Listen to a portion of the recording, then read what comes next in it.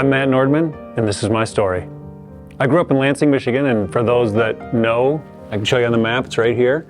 If you can picture that idyllic childhood that everybody would want to have two older brothers and younger sister, yeah, that's not what I had.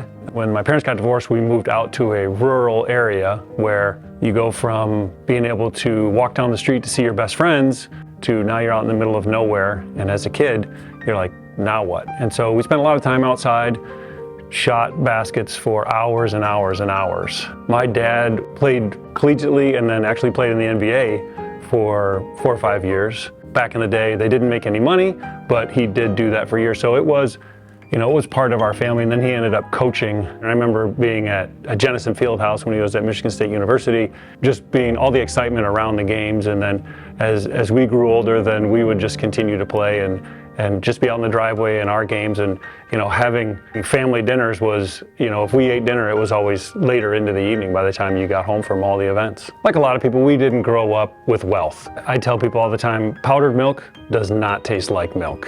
The other one that I tell everybody is Michigan winters can be very cold. And there were many times where my mom would turn the heat up to 65 because we could see our breath in the house. When I graduated high school, all those hours spent out in the driveway shooting baskets resulted in me earning a scholarship to play collegiate basketball. And so I spent 2 years at the Naval Academy and then ended up transferring to George Washington University. Like a lot of people, you come to these different crossroads in life, and for me, the crossroads, do I stay at the academy, do I transfer, and ended up transferring and graduated with a business degree and came out not knowing, like a lot of people, like, well, what am I going to do now with this business degree? And ended up working at a golf store, managing a golf store, and then ended up in the financial services industry and found out, wow, this is something where you can really help people. It was 2001, and my back, I had serious back issues to the point where I really couldn't even walk, and I was on crutches, and mind you, my wife now, we had made the decision that she was gonna stay home with our, at the time, 2-year-old daughter, and so I'm the sole breadwinner, and now I can't work. For most people, if you recall the feelings you had on 9/11, 2001, which was a tragic day in our country and the whole world, we actually celebrate that day in our household because I had back surgery that literally changed my life to the point where I could live again and physically move and be a part of society.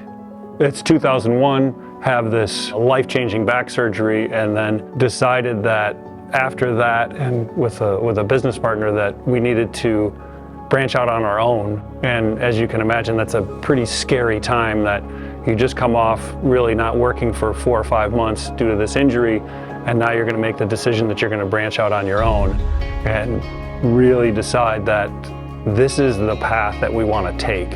And as scary as it is, you have to take that leap.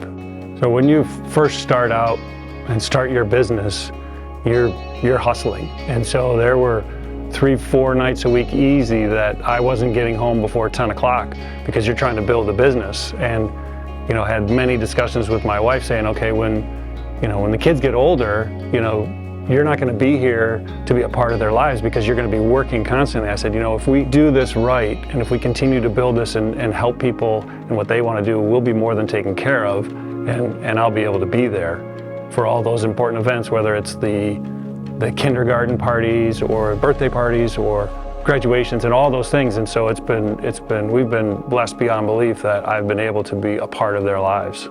With everything that's happened in my life, from my parents getting divorced and going to college and changing schools and the back injury, what I have learned is, like so many people, everybody has different obstacles or what some view as failures. What I view it as, if you want to get from point A to point B, you're going to figure out a way to get there. And so don't view it as failure so much as, okay, what are we learning along the way, so that, okay, if we have to adjust the path, then we'll adjust the path to get to the point where we want to reach. If I could tell my 20-something self anything, it would be comfortable being uncomfortable. Anytime we try something new or ask questions that we don't know, we love to go back into our comfort zone.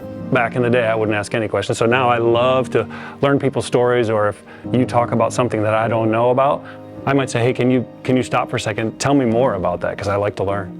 So what drives me today? So For me, the date July 13th, 2015 is just burned in my memory. It was the day I went with my dad to what turned out to be his last oncology appointment. And he went in, he'd been battling with cancer for a couple years, and he went in saying he just wanted to know how much time. And so he asked the doctor, how long?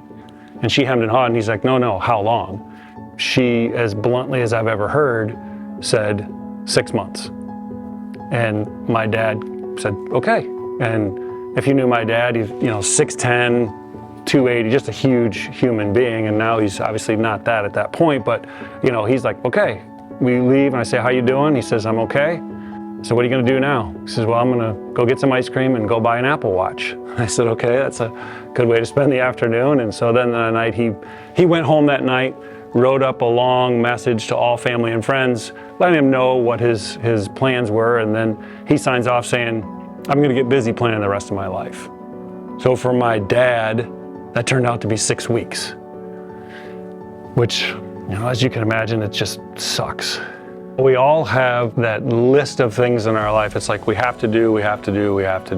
Going through the experience with my dad, and most everybody has had some sort of similar experience. None of us will get through this life unscathed, but it's really being purposeful and intentional and saying, okay, who do I want to spend time with? We have the have-tos, but most of those have-tos, if you really focus, some of those can be put off to say, okay, I'm going to spend time with my wife or my kids or my friends or someone else who really could use my energy or my help right now.